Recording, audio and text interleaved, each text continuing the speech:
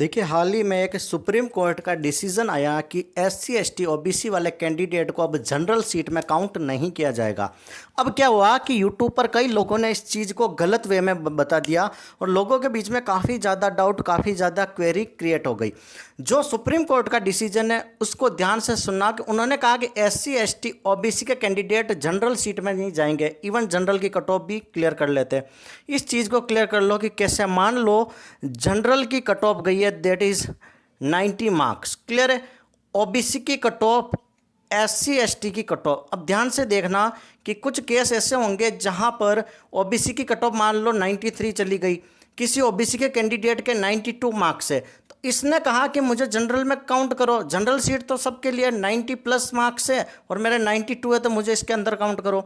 अब एससी की cut off भी मान लो वैसे कभी इनसे तो कम जाएगी, फिर भी मान लो एससी के बंदे के भी 91 है, तो इसने कहा कि मुझे भी इसके अंदर जनरल में काउंट करो, मेरे जनरल की कट ऑफ से मार्क्स ज़्यादा है। तो सुप्रीम कोर्ट ने डिनाई कर दिया, मना कर दिया कि चाहे आपके जनरल से मार्क्स ज़्यादा हो फिर भी आपको उस कैटेगरी में काउंट नहीं किया जाएगा। बतौर एक शर्त रखी थी, वो है दैट इज़ एज रिलैक्सेशन।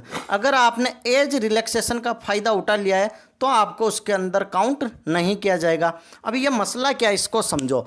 मान लो जनरल, एससी एसटी ओबीसी ये कैटेगरी है, क्लियर है। अब जनरल की किसी फॉर्म को भरने की लास्ट एज है 28 साल, ओबीसी को 3 साल का एक्स्ट्रा मिलता है रिलैक्सेशन, तो ये हो गई 31 साल। एससी एसटी को मिलता है डेट इज़ 5 ईयर का एज रिलैक्सेशन, तो ये हो गई 33 ईयर। यहाँ तक कोई डाउट है? ओके।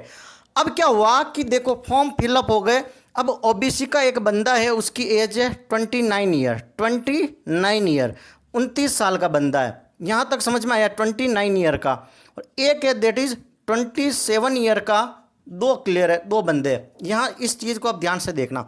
अब जनरल की सीट इन्होंने कहा कि 28 साल तक ही भर सकते हो, चाहे एससी एसटी ओबीसी कोई भी हो, 28 साल से ऊपर वाला इस सीट पर हक नहीं जमाएगा। 28 साल तक आ रहे हो तब ही आपकी ये सीट रहेगी जनरल, ये कोर्ट ने कहा।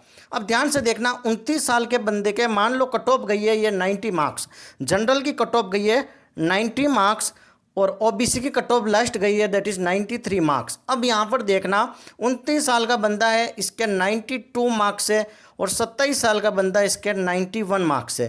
क्लियर है यहाँ तक? और लास्ट कट ऑफ गई है 93।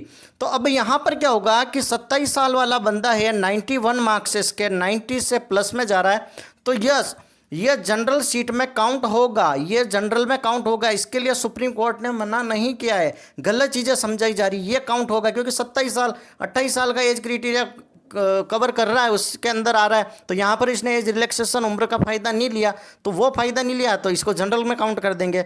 अब इस बंदे ने 29 ईयर का, भैया 28 साल का रूल है, तूने यहीं पर एक बार फ़ायदा ले लिया और कोर्ट कहता है कि सिर्फ एक बार आप फ़ायदा उठा सकते हो फॉर्म भरते टाइम या कैसे भी।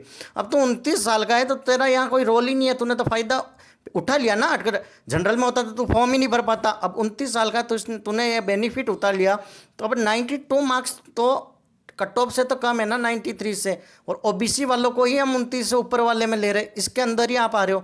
तो 92 मार्क्स से 93 लास्ट कट ऑफ गई है, तो we are not going to count, आपको हम काउंट नहीं करेंगे, तो आप इस रेस से बाहर हो जाओगे, आप काउंट नहीं होगे। सेम फंडा एससी एसटी में कि 32 साल वाला बंदा है, 32 साल वाला बंदा देगा तो ये जनरल में कैसे काउंट होगा, ये इसी के अंदर आना चाहिए, तो इसी की कट ऑफ को क्लियर करो।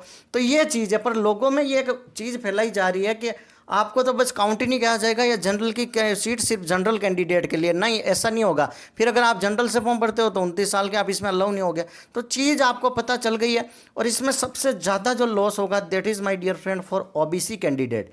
ओबीसी कैंडिडेट को काफ़ी ज़्यादा इसमें लॉस होने वाला है, क्योंकि आप देखना कि जनरल की जो सीट होती है, जनरल की मान लो 30 सीट है, तो 30 में से 20 से 22 बंदे होंगे जो ओबीसी से होंगे।